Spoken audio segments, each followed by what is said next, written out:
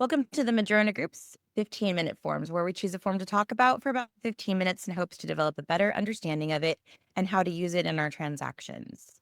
Today, I wanted to look at our listing agreements.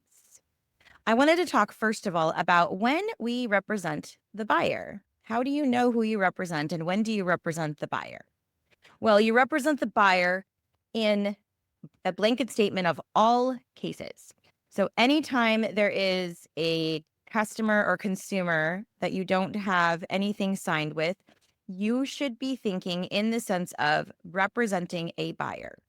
And why is that? Because we need to have a written representation to really represent anybody. So when you represent nobody, there is a default that your best interest or that your interest is going to be tipped towards the buyer. Now, if you have a listing agreement, then you absolutely represent the seller.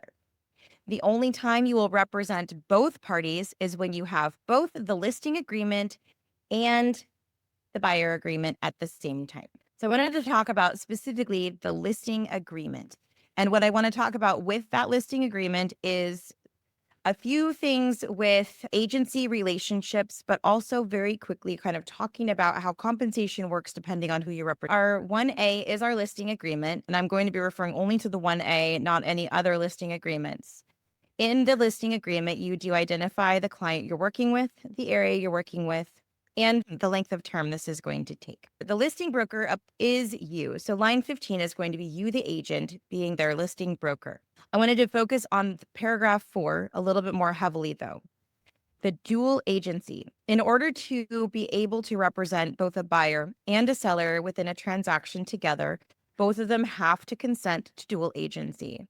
That means your buyer agreement has to have the dual agency initialed and the listing agreement has to have the dual agency initialed. When you are, or if you are a dual agent, there is a way that we are going to look at our compensation a little different. So I wanted to talk about this. 7A. 7A is the listing firm compensation. That is the amount you and the seller have chosen that you will receive as the listing agent.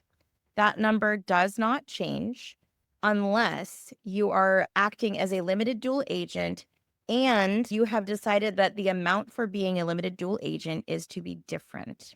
So 7A, line 49, 7AI is going to be your price.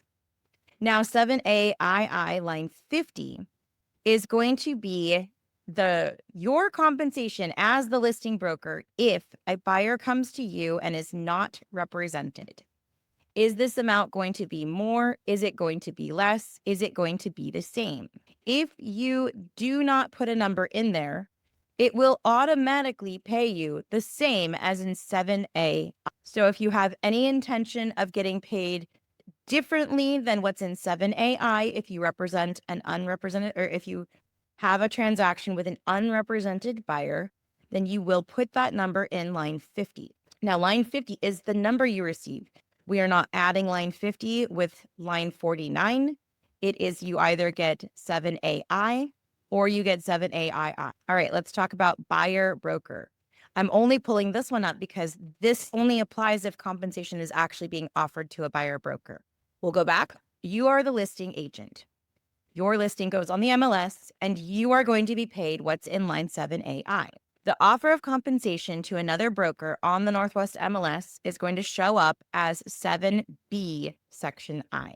This is the advertised compensation for bringing another broker in. Now, if you are acting as both the buyer broker and the listing broker, you have a couple choices.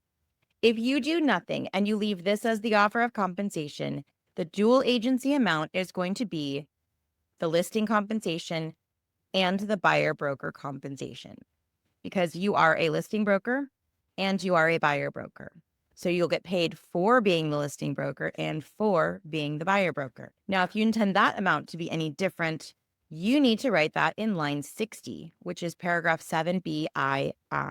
If 7BII is written anything in line 60, that is the amount you will get for the buyer broker side of the transaction. Again, we are not adding or subtracting anything in here.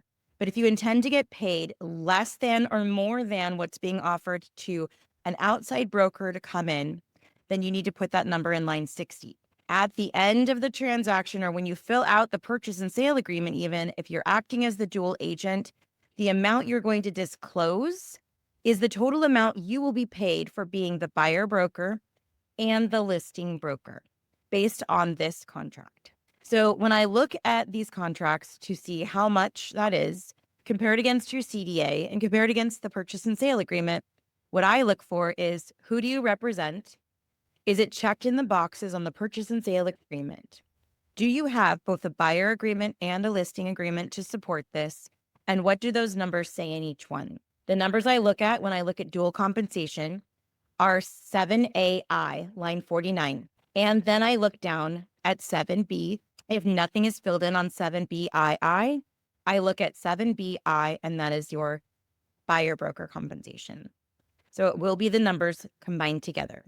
But each one of those halves of that equation come from the listing agreement. If you put a number in line 60, make sure that is the number that the buyer's half of that compensation is going to be, or the buyer's portion, buyer agent portion is going to be. That number is never going to be anything added together either, because we have decoupled commission in the Northwest MLS, and we have to look at this as two separate payments. I want to talk about really quick who you represent. We need to make sure that we are accurately displaying who we represent within a contract as well. Again, you have to have a buyer agreement to represent a buyer and a listing agreement to represent a seller within a dual agency transaction. You do also still have to have buyer agreements. I'm not saying they don't have to exist. I'm saying they absolutely do have to exist. However, before you start talking to people, and when you're in these preliminary phases, your stance, your position is on a buyer's position by default. If you are at an open house that is your own listing, then you have a signed listing agreement with the seller. Any buyer who walks in the door is going to be unrepresented at that point. When you have a signed listing agreement, your duty is to the seller. There is no default to a buyer for your property. There would be a default to a buyer for a different property. But if you have a listing agreement, your sole responsibility is your seller. If you guys have questions on agency relationships or how to fill out the commissions in any of your listing or buyer agreements, please reach out. It will make a difference when the sale goes pending. Thank you.